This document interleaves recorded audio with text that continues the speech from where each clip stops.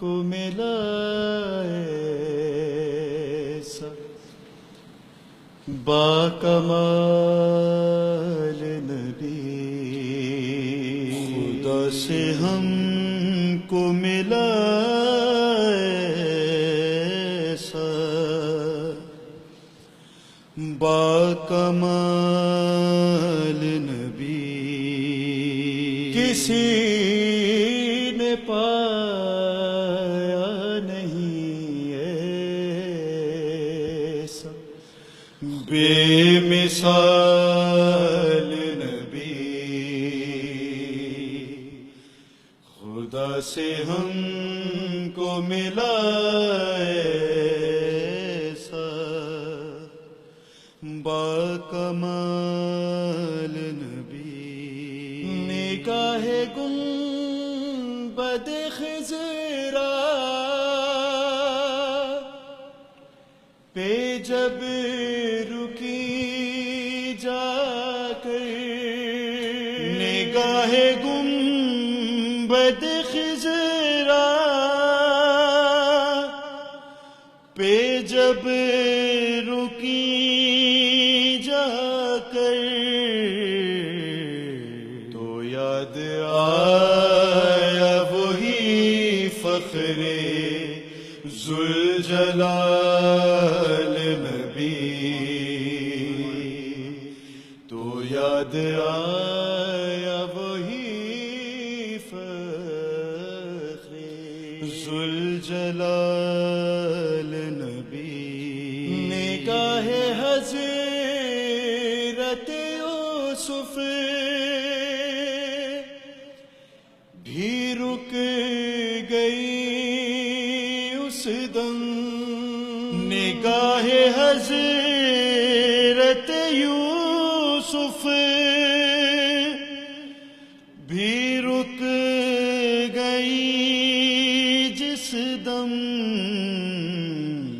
اٹھا کے پردہ جو آیا وہ باجمال نبی، اٹھا کے پردہ جو آیا وہ باجمال نبی، جناب فاطمہ زہرا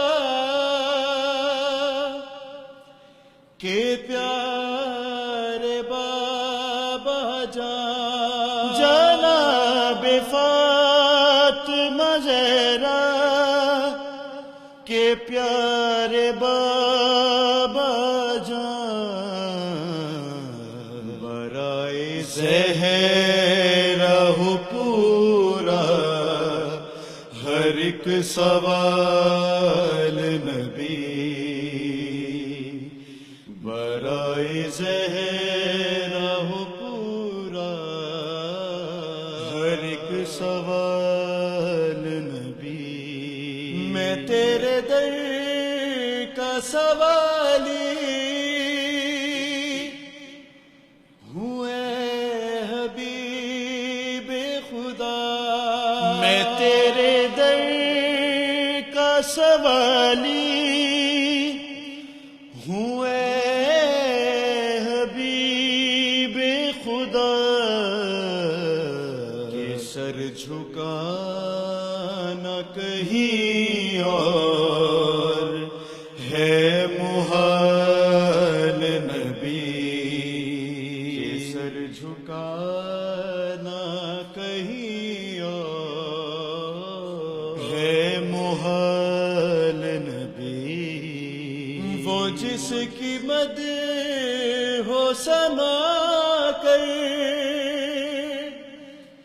رہے ہو شمس و ہلال، وہ جس کی مدح ہو سنا کر رہے ہو شمس و ہلال، بتاؤ گئے ہو کوئی ایسا لازوال نبی، بتاؤ گئے ہو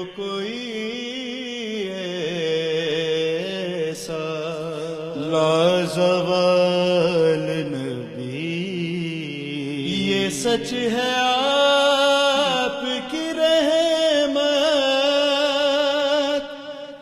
ہے، رحمت باری، یہ سچ ہے آپ کی رحمت ہے، رحمت باری، جلال خالق اکبر تیرا جلال نبی، کسی نے پایا نہیں ایسا بے مثال نبی۔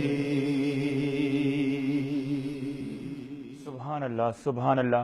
اظہر نقوی اور اسد نقوی یہ کلام پیش کر رہے تھے، خوبصورت کلام ہو، خوبصورت شاعری ہو اور خوبصورت آواز بھی ہو تو وہ سیدھا دل پہ جا کے لگتی ہے، اور پھر الفاظ جو ہیں آپ کو سوچنے مجبور بھی کرتے ہیں۔ اسی طرح کا جو ہے انہوں نے اظہر نقوی اور اسد نقوی نے جو ہے وہ کلام پیش کیا، سبحان اللہ ماشاءاللہ۔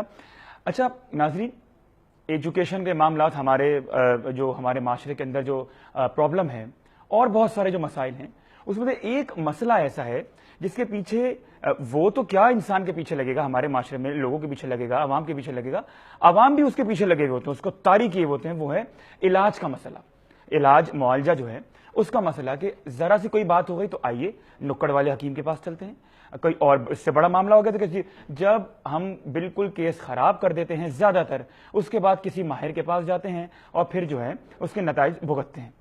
اچھا، ایک تو یہ ہو گیا ڈاکٹری طبی جو ہمارا علاج معالجہ ہوتا ہے، ایک ہوتا ہے روحانی علاج، اور اسی بارے میں آج ہم بات کریں گے۔ روحانی علاج کیا ہے، کیسے ہوتا ہے، نقصانات ہیں، فائدے زیادہ ہیں یا نقصانات ہیں بھی یا نہیں ہیں، یا نقصانات ہیں اور اگر ہیں تو کیسے ہیں، فائدے کتنے ہیں، اسی بارے میں ہم بات کریں گے۔ ہمارے ساتھ موجود ہیں مفتی محمد شمیم خان صاحب جو معروف عالم دین ہیں، اور ہمارے ساتھ موجود ہیں طارق محمود صاحب جو ماہر روحانی علاج ہیں۔ مفتی صاحب، میں اگر بالکل طالب علم والا سوال کروں آپ سے کہ یہ روحانی علاج کیا ہوتا ہے؟ ڈاکٹری علاج تو ہمیں پتہ ہے، روحانی علاج کیا ہوتا ہے؟ اعوذ باللہ من الشیطان الرجیم، بسم اللہ الرحمن الرحیم، نحمدہ ونصلی ونسلم علی رسولہ الکریم، اما بعد،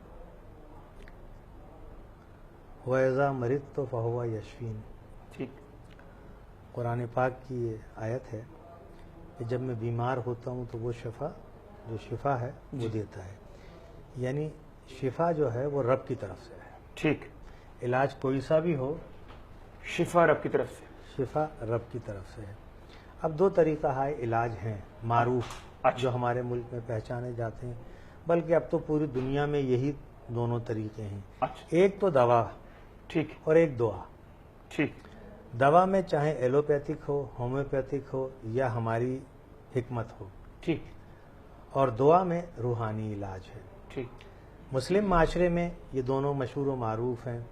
اسی طرح اب غیر ممالک میں جو مسلم معاشرے نہیں ہیں وہاں بھی یہی دو طریقہ علاج اس وقت چل رہے ہیں، اور لوگ بہت سے معاملات میں جو صرف اپنے آپ کو سیکولر یا لا مذہب کہتے ہیں، وہ بھی جب ان تمام چیزوں میں فائدہ اٹھاتے ہیں تو متوجہ ہو جاتے ہیں، یعنی بظاہر وہ مذہب کو ایکسیپٹ نہیں کر رہے ہوتے لیکن علاج کو ایکسیپٹ کر رہے ہیں، طریقہ کار۔ اچھا، اب ہے کیا چیز؟ ٹھیک، بچہ جانتا ہے کہ طبی علاج جو ہے، بھائی ڈاکٹر کے پاس گئے، اس نے سوئی لگا دی، دوائی دے دی، انجیکشن دے دیا، اللہ خیر صلی اللہ، طبیعت صحیح ہو گئی۔ ٹھیک، یہ ہو گیا ہمارا جسمانی ظاہری علاج کہ ہمیں بخار ہے تو دوا لینی ہے۔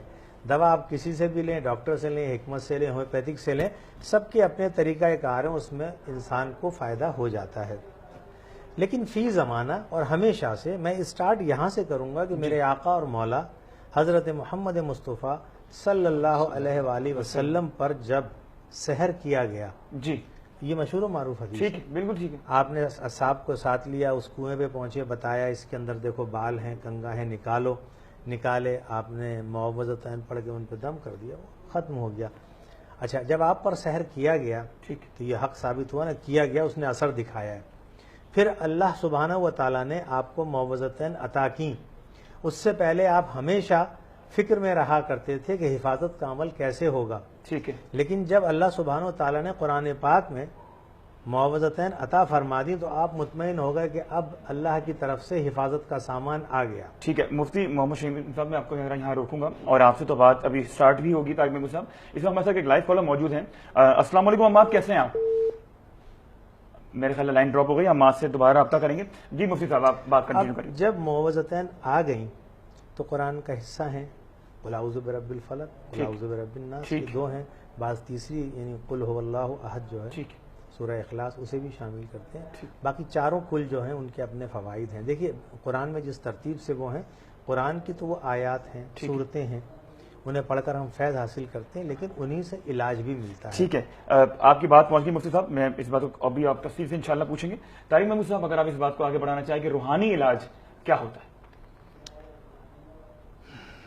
یہ ٹوٹل قرآنی آیتوں پر مبنی ہوتا ہے، ٹھیک ہے، اور جو لوگ بھی اس کو عمل کرتے ہیں، ٹھیک، جس کو کہتے ہیں عملیات، جی، یعنی ایک آدمی کسی نے چلا کیا 40 دن کا اور اس نے پڑھا اس کو اور اس کا عامل ہو گیا. اچھا جی، ایک تو یہ عامل ہو گیا، اب وہ اپنی آپ کی تو حفاظت کر سکتا ہے لیکن کسی اور کو کچھ نہیں فائدہ دے سکتا. اچھا، ٹوٹل یہ اللہ کے اسماء، قرآنی آیتوں پہ، ہر چیز پہ، اس پہ مبنی ہوتا ہے. اچھا، اب ایک شخص نے ایک چلے کو 3 دفعہ کیا تو عامل سے کامل ہو گیا.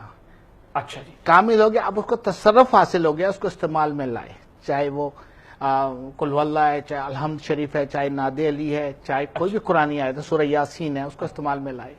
اچھا، میں سمجھتا ہوں جس جگہ پہ تب ڈاکٹر کا علم ختم ہوتا ہے، ایک آدمی دوائی کھا رہا ہے کئی سالوں سے اور 6 گھنٹے کے لیے اس کی تکلیف دور ہوئی، دوبارہ وہیں اسی حالت میں آ گیا 6 گھنٹے کے بعد، وہاں سے ہمارا علم شروع ہوتا ہے.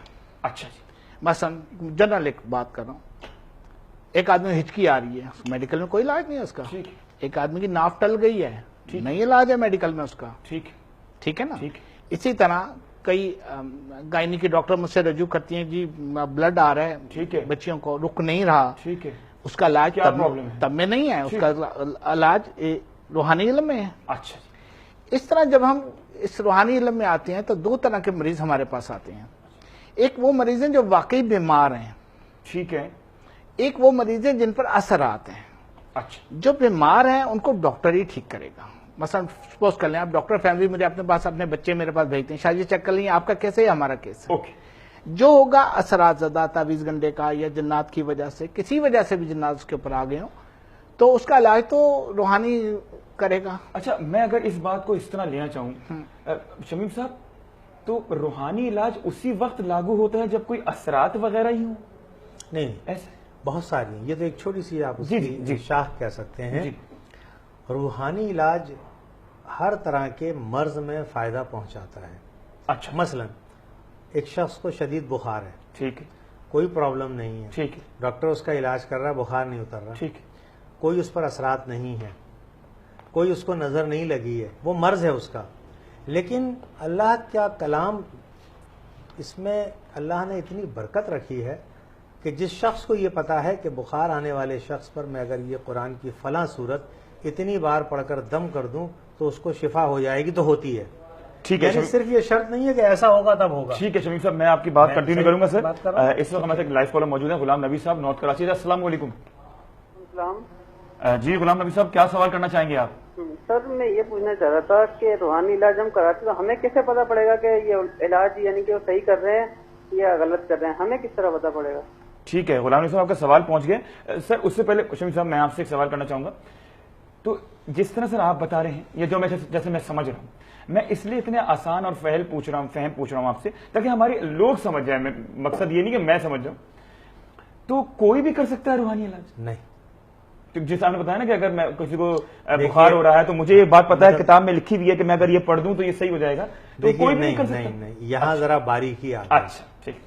ہمارے فاضل دوست نے جی جو بات کہی ہے، مجھ سے بڑے ہیں عمر ماشاءاللہ، بہت اللہ نے علم دیا ہے اور لوگوں کو ان سے بڑا فیض ملتا ہے. جی دیکھیے بات تھوڑی سی طویل ہو جائے گی، نہیں، مگر تمہید بہت ضروری ہے. کریں بالکل کریں تاکہ بات سمجھ میں آپ آنی پر چاہیے. نماز فرض کی گئی ہے، آپ نماز پڑھتے ہیں 5 وقتہ، ٹھیک.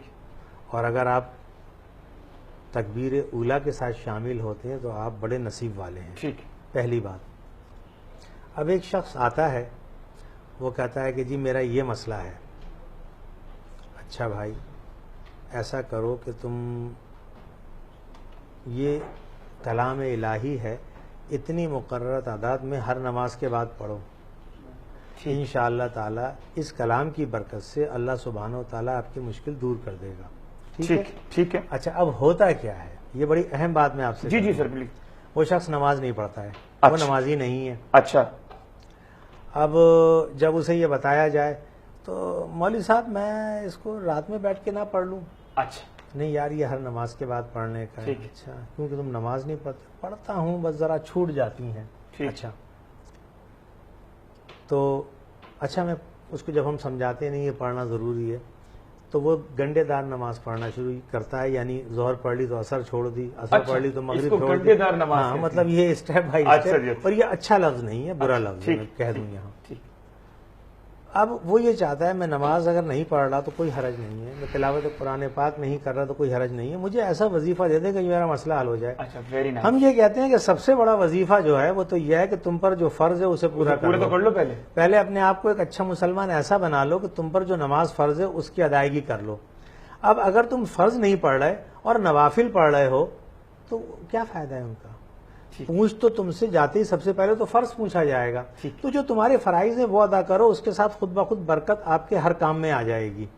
یہ جنرلی ان سب کے لیے جن کو کوئی ایسا بڑی پرابلمز نہیں ہوتی اور وہ دوڑے چلے آ رہے ہیں کہ مولوی صاحب ذرا دم کر دیں, بس یہ کام ابھی ہو جائے گا, یہ میرا کام پھنس گیا ہے, فلاں شخص جیل میں بند ہو گیا ہے, فلاں یہ آپ تو اچھا یہ پڑھ لو یہ پڑھ لو. اب وہ اس وقت 4 دن تو خوب پڑھا, ٹھیک ہے, 5ویں دن وہ شخص جیل سے آ گیا اور 6ٹھے دن سب بھول گئے. ٹھیک ہے شمی صاحب, آپ کی اس بات کو کنٹینیو کریں گے. اور غلام نبی صاحب کا ابھی جواب ہم نے نہیں لیا ہے کہ جناب ہمیں کیسے پتا چلے گا کہ روحانی علاج. ہمارے ایک اور کالر موجود ہیں, ہمارے ریگولر کالر ہیں زوار حسین صاحب. السلام علیکم. وعلیکم السلام. زوار صاحب کیا سوال کرنا چاہیں گے؟